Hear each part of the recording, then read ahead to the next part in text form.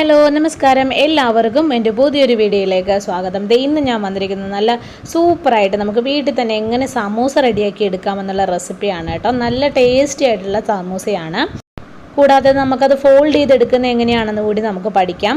അപ്പോൾ ആദ്യം ഞാൻ പാൻ വെച്ചിട്ടുണ്ട്. പാനിൽ ഓയിൽ ഒഴിച്ച് ചൂടായതിന് ശേഷം ഞാൻ ആവശ്യത്തിന് കടുകാണ് ചേർത്ത് കൊടുത്തിരിക്കുന്നത്. കടുകൊന്ന് പൊട്ടി വരുമ്പോഴത്തേക്കും നമുക്കിതിനകത്തേക്ക് വേപ്പില ചേർത്ത് കൊടുക്കാം. അപ്പം കുറച്ച് കൂടുതൽ വേപ്പില ഞാൻ ചേർത്ത് കൊടുക്കുന്നുണ്ട്, അതിൻ്റെ ഒരു ഫ്ലേവർ ഇഷ്ടമായതുകൊണ്ടാണ്. അതിൻ്റെ കൂടെ നമുക്ക് ഇഷ്ടമുള്ള വെജിറ്റബിൾസ് നമുക്ക് ഇതിനകത്ത് ആഡ് ചെയ്യാം. ഞാനിപ്പോൾ എടുത്തിരിക്കുന്ന കുറച്ച് ബീൻസ് എടുത്തിട്ടുണ്ട്, ക്യാബേജ് എടുത്തിട്ടുണ്ട്, ചെറിയൊരു കഷ്ണം ക്യാപ്സിക്കം എടുത്തിട്ടുണ്ട്, കുറച്ച് സവോള, ഇത്രയും വെജിറ്റബിളാണ് ഞാൻ എടുത്തിരിക്കുന്നത്. അപ്പോൾ അത് നമുക്ക് ചേർത്തതിന് ശേഷം അതിനകത്തേക്ക് ആവശ്യത്തിന് ഉപ്പും ഒരല്പം മഞ്ഞൾപ്പൊടിയും കൂടി ചേർത്ത് നമുക്കിത് അടച്ചു വെച്ചൊന്ന് വേവിച്ചെടുക്കണം. അപ്പോൾ നിങ്ങൾക്ക് വേണമെന്നുണ്ടെങ്കിൽ പച്ചപ്പട്ടാണി വേണമെങ്കിൽ ചേർക്കാം. ഇതിൻ്റെ ബീട്രൂട്ട് ഇഷ്ടമുള്ളവർക്ക് ബീട്രൂട്ട് ഇതിൻ്റെ കൂടെ ചേർക്കാം. കോളിഫ്ലവർ ഇഷ്ടമുള്ളവർക്ക് കോളിഫ്ലവർ ചേർക്കാം. ഞാനിപ്പോൾ അതൊന്നും ചേർക്കുന്നില്ല. എനിക്ക് ഈ വെജിറ്റബിൾസിൻ്റെ ടേസ്റ്റാണ് ഒന്നുകൂടി ബെറ്റർ ആയിട്ട് തോന്നിയിട്ടുള്ളത്. ക്യാപ്സിക്കം ഓപ്ഷണലാണ്, വേണമെന്നുണ്ടെങ്കിൽ മാത്രം ചേർത്ത് കൊടുത്താൽ മതി കേട്ടോ. അപ്പം നമുക്കിതൊന്നൊരു പകുതി ഒന്ന് വഴന്ന് വരുന്ന സമയത്ത് ഞാൻ ഇതിനകത്തേക്ക് ഇഞ്ചി വെളുത്തുള്ളി ഒന്ന് ചതച്ചതാണ് ചേർത്ത് കൊടുക്കുന്നത്. അരിഞ്ഞു കൊടുക്കുന്നതിനേക്കാളും കൂടുതൽ ടേസ്റ്റ് തോന്നും ഇഞ്ചി വെളുത്തുള്ളി ഒന്ന് ചതച്ച് ചേർത്ത് കൊടുക്കാൻ നേരത്ത്. അപ്പോൾ അതുകൂടി ചേർത്തിട്ട് അതിൻ്റെ ഒരു പച്ചമണം ഒന്ന് മാറി വന്നു കഴിയാൻ നേരത്ത് നമുക്കിതിനകത്തേക്ക് പൊടികൾ ആഡ് ചെയ്ത് കൊടുക്കാം.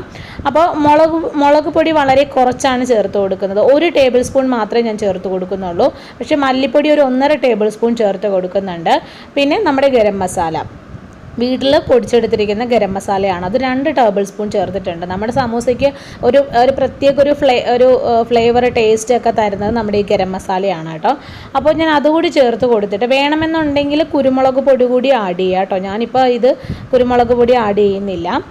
അപ്പോൾ അതുകൂടി ചേർത്ത് നമുക്ക് ഈ മസാല നന്നായിട്ടൊന്ന് മൂത്ത് വരുന്ന ഇതുവരെ ഒന്ന് വഴറ്റി കൊടുക്കാം.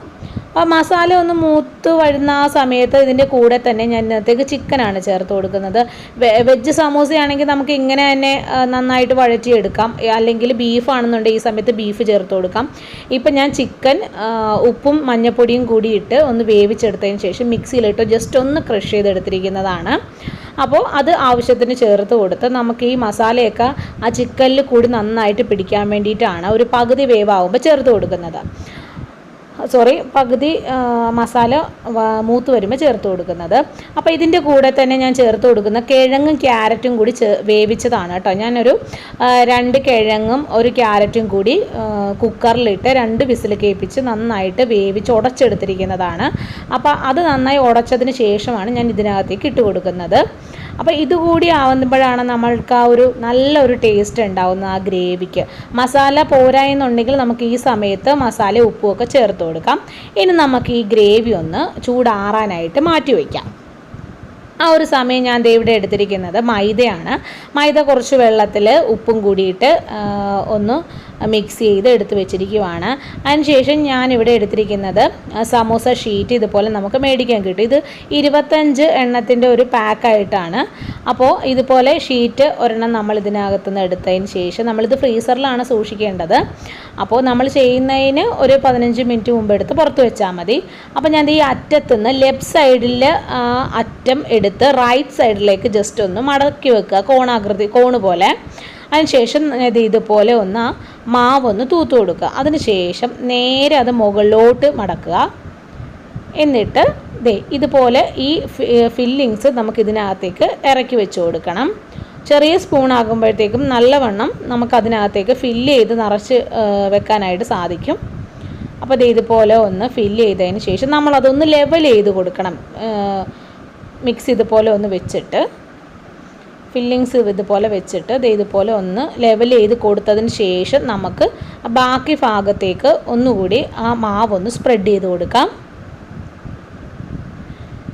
ഇതുപോലെ ഒന്ന് സ്പ്രെഡ് ചെയ്ത് കൊടുത്തിട്ട് നേരെ ആ ഒരു കോണ് മടക്കി നേരെ അങ്ങോട്ട് വെക്കുക. എന്നിട്ട് ബാക്കി ഭാഗത്തുകൂടി ജസ്റ്റ് ഒന്ന് മാവ് സ്പ്രെഡ് ആക്കിയതിന് ശേഷം ഇതുപോലെ ഒന്ന് മടക്കി കൊടുക്കുക. അറ്റം എടുത്ത് ഇതുപോലെ വെക്കുക. നല്ല സൂപ്പറായിട്ട് നമ്മൾ ഫോൾഡ് ചെയ്ത് എടുത്തിട്ടുണ്ട്.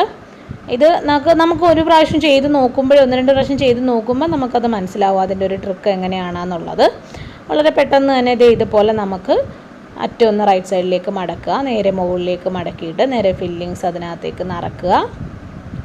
എന്നിട്ട് മുകൾ ഭാഗത്ത് മാവൊന്ന് സ്പ്രെഡ് ചെയ്ത് കൊടുക്കുക. അതിനുശേഷം നേരെ അത് മടക്കി കൊടുക്കുക.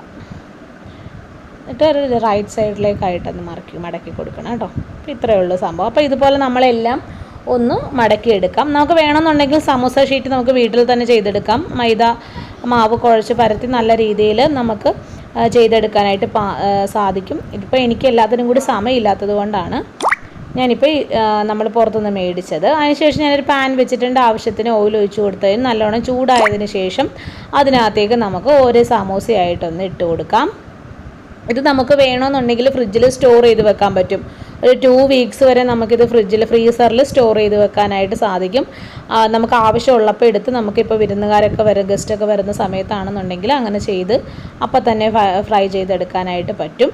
നല്ല സൂപ്പർ ടേസ്റ്റി ആയിട്ടുള്ള സമൂസയാണ്. എല്ലാവരും ഇതൊന്ന് ട്രൈ ചെയ്ത് നോക്കണം കേട്ടോ. അപ്പോൾ നിങ്ങൾക്ക് ഈ വീഡിയോ ഇഷ്ടമായിട്ടുണ്ടെങ്കിൽ സബ്സ്ക്രൈബ് ചെയ്ത് സപ്പോർട്ട് ചെയ്തേക്കണേ. അപ്പോൾ ഇതുപോലുള്ള സിമ്പിൾ വിഭവമായി ഞാൻ വീണ്ടും വരുന്നത് വരെ ടേക്ക് കെയർ ഓൾ, ബൈ.